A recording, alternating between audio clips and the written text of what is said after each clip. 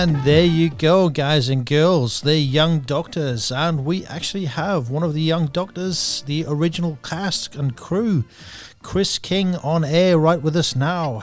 How are you going, Chris? Can you hear us? I'm good, guys. How are you? What time is it in WA? We have got 3:34. There you go. I'm in a little place called Toukley in New South Wales where I live, and it's 5:33 p.m. So there you go. Very good. Oh, lovely. How's the weather over there? It's been a bit of a cloudy day. How about where you are? Yeah, we've had a mixed bag. We've had what I call changeable. We've had a British very summer. cold. Obviously, we're in the middle of a cold snap, and it's been a bit rainy. But hey, it's all good. Yeah, of course it is. Of course it is. So how's about this then, Chris? You're Australian, and we are talking to you in Australia, and you're in UK, yet we are the ones with the funny accents, and you're the Australian accent. Complete opposite ends of the world. So what you've got is you've got a couple of Geordies who are going to try and talk to you in English. But if we do get excited, we might need to put subtitles on. Yeah, that's okay. My parents were English. Oh, yeah. So I grew up in a very English household in Tasmania, so it won't be too much of a surprise to me. Oh, that's good. Awesome. That's good. Where did they come from? Southport and Bournemouth. Dad was from Bournemouth, Mum was from Southport. Yeah. So very south of England. Yeah, yeah. The beaches down there are made of pebbles. Sorry, say that again? The beaches down there are made of pebbles. Yes, so I'm told. Yeah, well, in Tasmania we play Australian rules football on a gravel pitch in Queenstown. So Ouch. That's the real way to do it. Absolutely. Well, look, I mean, as you know, that we part of the reason that we're talking to you today is the release of the DVD collection tomorrow. For the first 150 episodes of Young Doctors, and we've been fortunate enough to have been asked to interview yourself and a couple of your colleagues, and so here you are, and we've got one or two questions which we might like to ask you, if that's all right. Go for your life. No worries. Well, just on the off chance, we do normally have another co-host with us, Fatima, and she really wanted us to mention that her mum has watched the episodes right from the beginning, and she's an avid fan. So I have to tell you that. Oh, bless her. That's it. Well, say hi back from me, please. Yeah, I will do, definitely. And my mum's also a fan, and she's in UK at the minute as well. So right. We've got. It's amazing that, to be thinking we started the show in 76. Yeah. And now it's 2021 and we're in June. And if you'd asked me way back then, was this going to happen? I would have said no. It was just, it was a great little show and it just took off. Yeah. So what sort of got you into that? I mean, was that your first acting job, was it? No, I've got a very interesting story if we got time. So go on. I came from Tasmania in 1974. And I wanted to be in a show called Number 96, which at the time was the hot Australian soap. It had nudity and all this sort of stuff. Anyway, I got an agent, and everything started to break for me. I did a couple of ABC films, and then I signed for a Grundy show called Class of 75, with the producer being Alan Coleman, who produced Young Doctors. And then I got offered the next day. You won't believe this. I got offered playing in a show called Ben Hall about one of our famous bushrangers. BBC German co-production, never been done before. Yeah. John Finch, who was in Polanski's Macbeth and in Frenzy, was playing Ben Hall, and it was a great opportunity. And Alan Coleman let me out of the contract for 75 to do Ben Hall on the condition that I do the first thing that they offered me. Can you imagine? I was 16, long hair, pimples in the gap in my teeth. Wow. And I was sort of like that. Anyway, as it turned out, the next thing that came along was the Young Doctors pilot. Alan wrote Dennis Jamison. It was really a young Alan, I think, when we talked about it. I got the role, and I was in the show for just about the whole length of the time. Yeah, wow. All that just like that, huh? And the thing is, as well, is that when you got that role, I mean, obviously being the orderly at the time, I mean, it must have been an interesting bit of research to work out how you were going to define that role. Did it come across easily for you? Yeah, it did, because I haven't had too many, in what we say in our business, day jobs. Yeah. But one of them was as relieving orderly and X-ray at the Royal North Shore Hospital. So it was a bit of an advantage because I knew how to lift people. Although we had Suzanne Stewart, who was our who was played sister. She's one of the sisters in the show. Yeah. She was a trained nurse, so we had that medical experience there as well. Not that it really helped, because some of the things that some of the actors did was unbelievable. Oh, I can imagine. Yeah, there's stuff that goes unseen, right? Well, we all know Mark Holden, Yeah. you know, the former pop star. Mark was playing Dr. Greg Mason, if I remember. And I can remember one day we had a director called Max Varnell, who'd been brought out to do Skippy from England. He was very English, Yeah. and he was terribly well spoken. And we did this scene, and over the intercom, you know, Max said, "Mark, darling, that was fantastic. This time, can you use the stethoscope the other way round?" Because Mark didn't quite know which way to do that. He did a lot of things very well, Mark, but it was just one of those great sort of things. And we had a great sense of humour in the show, and I think that was part of the family feel for a very big cast and crew. And I can honestly say, and I say this every time we get interviewed, I can never, ever remember a crossword. It was a really good company to work in, and very much due to Alan Coleman and Reg Watson, who were Alan was the producer, Reg was the executive producer, and it was fun going to work. You just, you know, no matter what, it was always fun. Well, I mean, that's indicative of the fact that it went for 6.5 years. I mean, yes, it's a you know, it's a job. It's a fantastic job to have. Yeah, and you become a family, and I think, you know, Outdone, we beat number 96, and then Home and Away, I think, takes the cake because it's been going 30 odd years, which is amazing. No, that's right. And I think when you, as you said, it was a huge cast, and I had a look at the cast list that you had. Some people were only in it for an episode, maybe 2 episodes, but you look at yourself, and as you said, you were there for practically 6.5 years, so you were part of the fixtures and fittings by the sounds of it. Yeah, it was. We had a terrific cast. I mean, when you look back at the wonderful Cornelia Francis, world-class actress, Gwen Plum, world-class actor, Alfred Sandor, you know, he was amazing, Michael Beecher, and then the people that came through, including, of course, Russell Crowe. Yeah, right. That's right. Oh, wow, yeah. I remember the young Russell Crowe on there. Well, I got a bit of a story about Russell Crowe, because he was on late in the afternoon. He played what we called a 50-worder, so it was above an extra, but he only had 50 words in the scene. Yeah. I've strolled through the canteen. I see this kid sitting there. You know, he's sort of a bit nervous because he's on one of the biggest shows in Australia. So I say, "G'day, how you going?" "Good." I think I've got him a Coke out of the Coke machine, introduced him to everyone, and he did his bit. So skip down a few years, probably about now 20 years, I guess. I was working, because I owned a talent school, a Johnny Young talent school, because John's from WA. And I had a Johnny Young talent school franchise, and then people who I'd worked for before asked me to go and manage their school and agency for a few months, and I did. And a lady called Tony Pearson, who I'd taught acting, had to go to the Wentworth and escort her to the Hart Awards, and I'm sitting there, and they announced the most promising actor, and this guy picks it up, and he gets the thing, and he walks up to him and he says, "G'day, Chris, how you going?" And I went, "Oh, good. Don't really know him, don't recognise him." He said, "I remember you. I've never forgotten it, because I worked on the Young Doctors when I was 15, and you were really good, and I never forgot that lesson about being good to people." Wow. And that was Russell Crowe. Yeah. It just goes to show so, you know, you never know, do you? No, you don't. And I mean, some people make an instant impression, and if it's going to be remembered like that by, you know, Hollywood greats, well, I mean, you can't ask for more of an accolade than that, which is fantastic.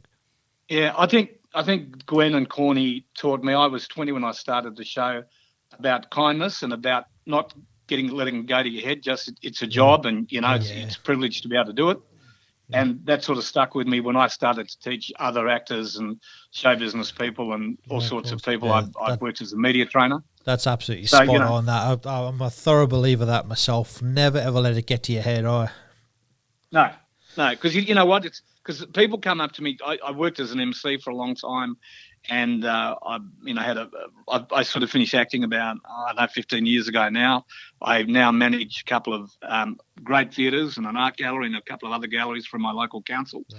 But it's amazing how people remember you, and they come up and they say, "I remember you. I met you here and there." And you go, "I was like, okay, it was like," and they said, "Oh yeah, great, exactly. Just talk to us."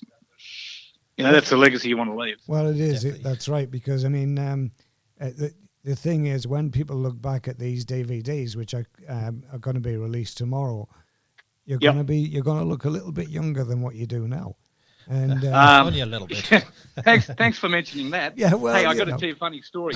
You know the Where Are They Now shows? yeah, It's the worst thing to do. The older you get, you know, we haven't done one for a while, but when we did a couple of Where Are They Nows. yeah, And of course, you know, I think the first one we did was with Peter Luck, and they say, oh, you know, tonight the Young Doctors, and then they play all the footage of us when we were 20 or whatever. yeah, And then you walk out, and all the kids go, oh, you can hear them. They go, yeah. oh, what happened? You know, they got fat, they lost their hair, Uh-huh. you know, and it's really funny thing to do. But, you know, I take that in very, very good company, you know, to be in a show like that, to be here talking to you guys now, and we've been doing a fair bit of media and stuff, is an absolute honour. Yeah, for And to sure. all those fans, you know, it'll be interesting, you know, to watch the DVDs. I've still got there was a couple of DVDs released before with the best of Young Doctors and stuff, but hey, you know, isn't that an amazing thing? You don't think that all these years later it's going to happen.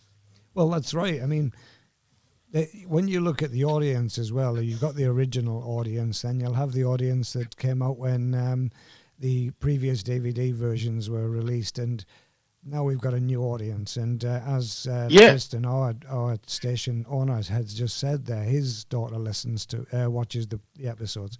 So what you've got is you've got the fact that it's almost timeless. Yes, okay, the technology on screen might be different, but at the end of the day, the acting is pretty damn good still, you know?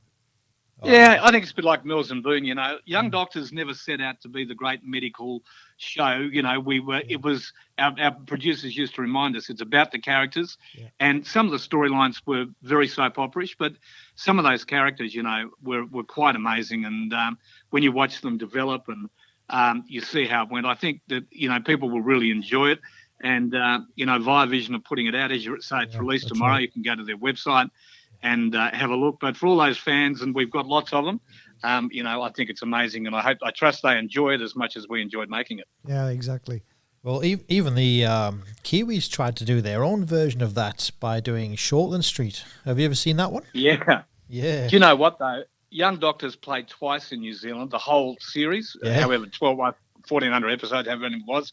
And I actually toured there because I used to do a little bit of rock and roll singing, old-fashioned rock and roll. And there was a great manager over there, Lou Prime, who was a big star in his day, sort of like our Normie Rowe, I guess.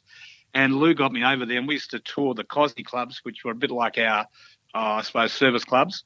Yeah. And it was just amazing. The reaction of the fans over there was unbelievable, and I used to really give them heaps, and they loved my character because within my character, that's what they saw. In the live show, I'd go out, and Piggy Muldoon was the Prime Minister, and there was a couple other people, and I'd do we'd give them heaps about the rugby league, and they loved it. They'd line up, you know, for autographs and everything later. Yeah. And then I did about 3 tours over there. It was fantastic. Well, it's funny you should say that because, you know, obviously we did a little bit of research on who you were, but what it comes up as is, Chris, he played larrikin orderly. It's quite an interesting word to use, the word larrikin, right? But the disorderly, orderly, and you know, that's Dennis the Menace often comes up. Dennis, but he was a great character. I based him on someone that I'd met, this really nice young bloke, but everybody took advantage of him, you know. He always wanted to please his mates, so they'd let him, he'd let him borrow his car, and then they'd stack it up. And I found that was just a great resource for, you know, working with the writers and the directors to create Dennis. And, you know, he was a lovely guy, Dennis Jamison, really good heart of a bloke, and so much fun to play. And, you know, he became a nurse, and if the show kept going, I would have been a brain surgeon by now. Well, that's it. But according to this, you also kept the hospital gossip flowing with kiosk lady Ada Simmons. Yes, Ada, that was Gwen Plum, yeah. Well, we were in soaps, the way they're constructed is we were story carriers. So Gwen having the kiosk trolley could go anywhere in the hospital. I was an orderly, so I was always in and out of everywhere, and we would carry stories. So, you know, that was really a bit of a fun part. You had to sort of learn the lines and then lose them very quickly because you might do 19 scenes in a day, and, you know, it was always around about the same sort of story, but they were just said in different words. So that was something that I learned how to do, which was great. Doing it now might be a bit of a challenge. I don't know. Well, the thing is as well, I mean, you went on from being an orderly to becoming a nurse. How did that transition transpire? Yeah, it was, well, I think they were always looking for the ways to, you know, promote the story and the characters. And it was sort of like it was where Dennis probably went from being the larrikin. Yeah. In the storyline, I married an actress but the character's name was Caroline, and that's Kim Rand, the daughter of one of our premiers, and Right. Kim now resides in the USA. And I just think it was a bit of a maturing of Dennis, to see him become a nurse. And it was great. I mean, it's funny. I will look forward to seeing some of those episodes because some of it you just don't remember. I remember some of the really, there was a really couple of really funny storylines. My character got into gambling and became a boxer. And I've got a great photo of me with the boxing gloves. I couldn't fight my way out of a wet paper bag, but it was a great story. It was a great storyline, and doctors did that. And I think when you look at it, you look back at the era it was in, and it was just I'm interested now when I hear history, and you go, oh yeah, was that then? I was a huge fan of Sherbet.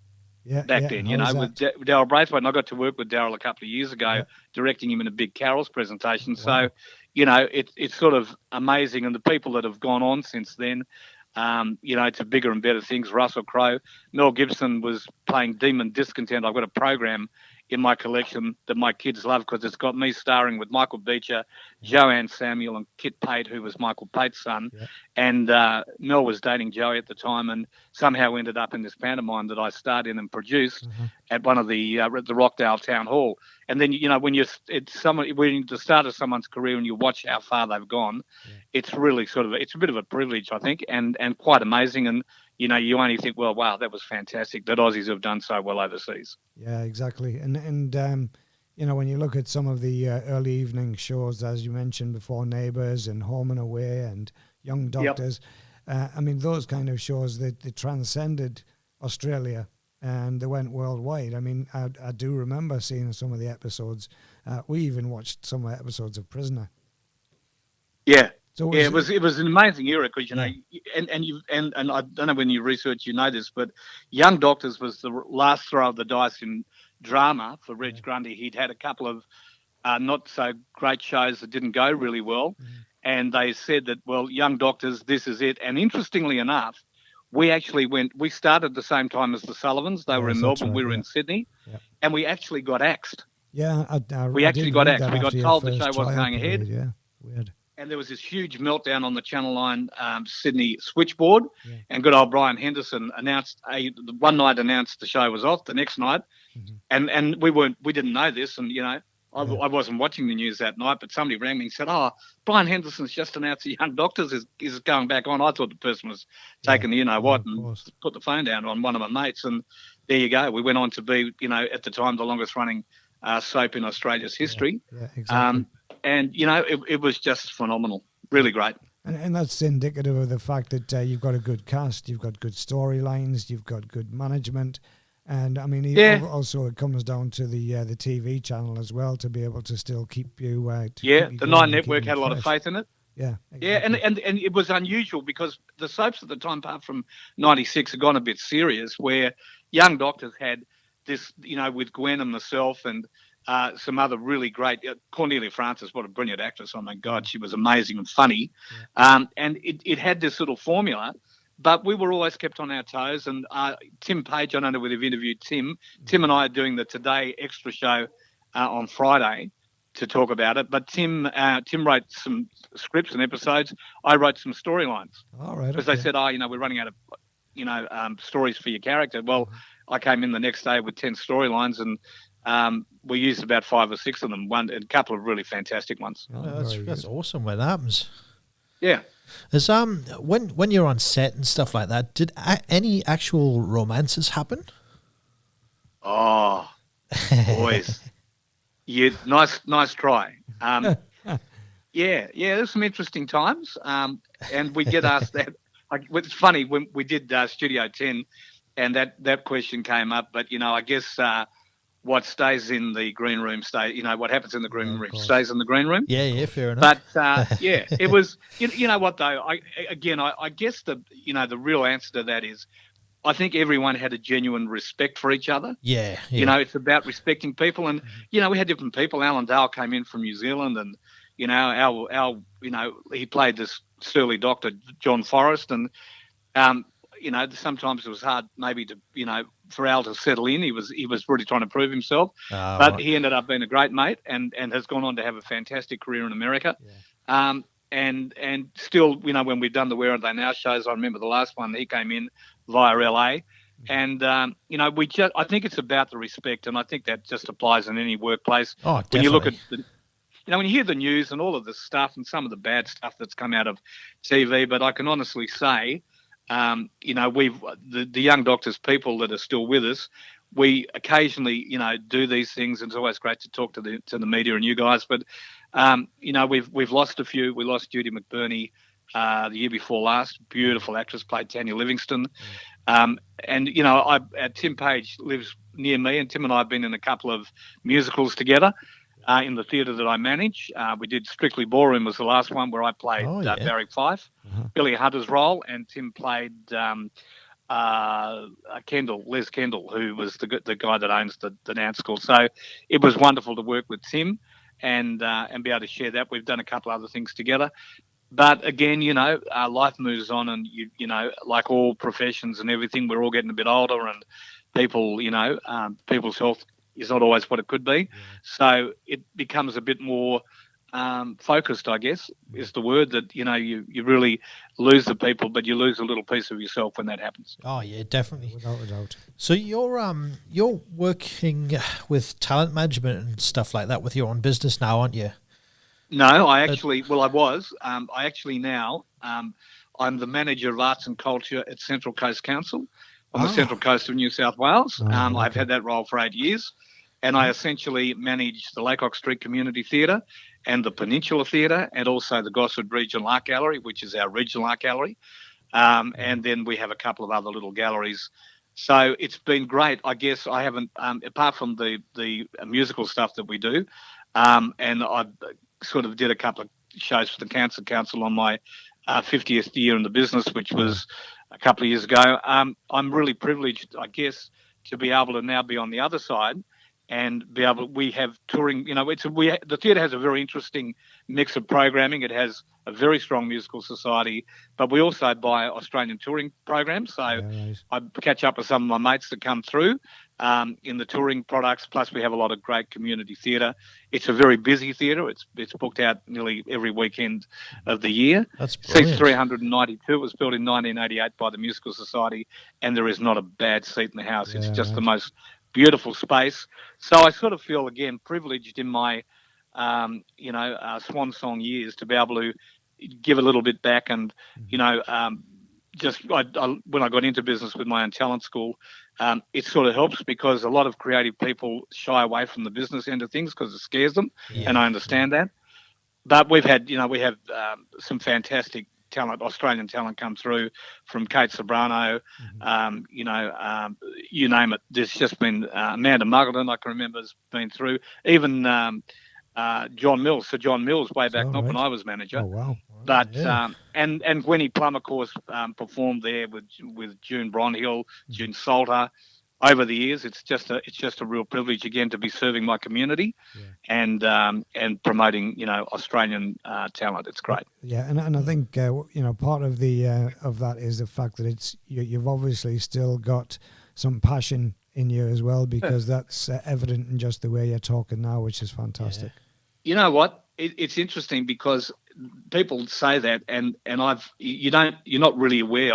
I just I was so lucky being a kid from Hobart, as I say, with really no prospects. When I started out, people say, you don't look like an actor, whatever an actor's supposed to look like. I guess what they were saying is it was very much a character face, and not some of the beautiful men and ladies and etc. that we had in doctors. But I went to a Christian Brothers school at the end of my schooling, and I've got my brother Godfrey said in my report that he gave, he said this young man has contagious enthusiasm and passion for what he does, and I've never lost that. But I think because it's a real privilege to be able to entertain people, whether you're an actor or writer. There's lots of jobs. And it's a hard game, as we found out through the pandemic. Lots of people didn't work for a whole lot of time. Again, I was so humbled that I had a job, and we were able to work through that, work with my team. And I have a team of 14 full-time staff, about 50 casuals and another 50 volunteers that I'm responsible for. So, to still be working on, I just turned 65 a couple of weeks ago, and to be still in the game after all these years and making, what I hope is a really good contribution to my community is an absolute privilege. Well, we totally agree with you, Chris. I think what we take out of this is the fact that there are members of the acting, singing fraternity who just, and I want to use the word exude, right? It's just that passion, as I mentioned. Look, we're going to have to wrap it up just now, but there's a couple of things just before we do go. Sure. First of all, we'll tell everybody it's the 45th anniversary of the first episode of Young Doctors being released tomorrow. And the DVD collection is the first 250 episodes, and that's been released through Via Vision Entertainment. And so again, the very fact that we've had the opportunity to speak to you has been an absolute privilege. Yeah, thank you, mate. And thank you to Darren Gray, who, as a very young man in England, who watched the Doctors, became our fan club president and has gone on to be an agent. And it's Darren really deserves a lot of credit because he's the one that brings us to you guys. Yeah. And so if you're listening, Darren, in England, I hope you're enjoying it all, enjoying the ride as we are. And again, guys, thank you for your interest in the show, and all the very best to you and your listeners for the rest of the year. And all the very best to you, your family, in the future for yourself. By the way, just one thing before you go. We've got a little bit of a classic song that we're going to put on. We're just hoping to try and tee it up at the moment. You did mention Sherbet, and they had one song which was a bit of a classic as far as I was concerned, and that was How's That? Remember? Yeah, how's that? Sure do. We're going to play that. This song is coming up, and it's going to be for you and for everybody else who's listening. So again, Chris King, one of the founding members of Young Doctors, we'd just like to thank you very much for your time. Thanks for joining us. It's a pleasure, gents. All the very best. You too. Bye-bye. See ya. Bye.